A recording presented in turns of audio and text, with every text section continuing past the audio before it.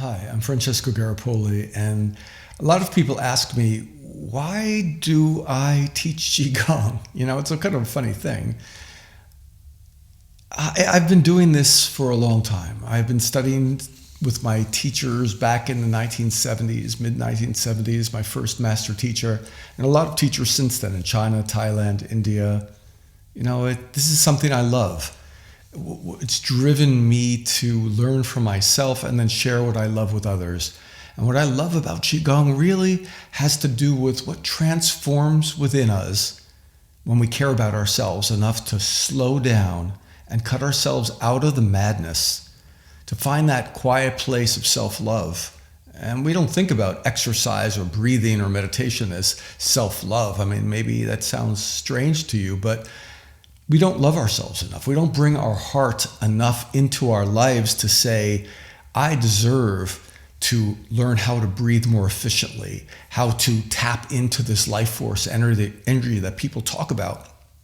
What does it mean to move in a certain way that you can access your own latent abilities to heal? I've seen it 1,000 times. People tell me amazing stories about what happens to them, how a disease that the doctors could never do anything about all of a sudden went away in a matter of weeks, sometimes days.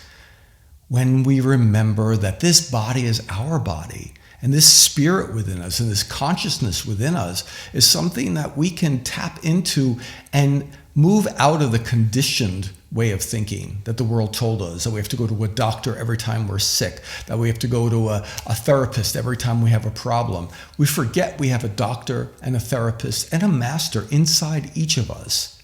It doesn't take much to wake that up once we remember to remember. So Qigong to me is a way to remember, a way to wake up that sensitivity within us. You're already a sensitive person if you're watching this. So how to become even more sensitive to gain your power, to access Qi, the life force energy. Qigong means working with energy, Qigong. And when we do that, we discover and remember that we're not just this physical body. We're not a victim in any way, shape, or form. But in fact, we have tools. And that's why people tell me great stories about emotional, spiritual, and physical healing that comes when they practice Qigong. And all I do is simply help people remember. I'm lucky enough to have studied in China and around the world with lots of elder masters who've given me cool insights, really natural, beautiful exercises that anybody could practice. And it's helped me a lot.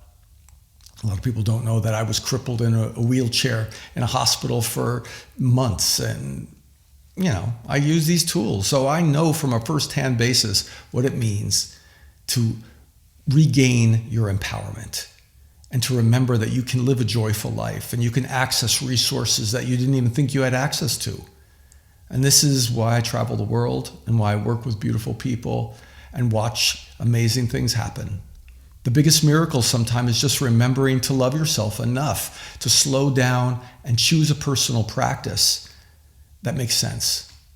And you watch the changes and you remember who you really are in this crazy, beautiful world.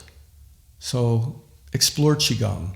There's lots of different styles. I share ones that I think are meaningful, efficient, and really have a good balance from all the different teachers I've studied with. And I watch people change in positive ways. And I pray that'll be for you too. Peace.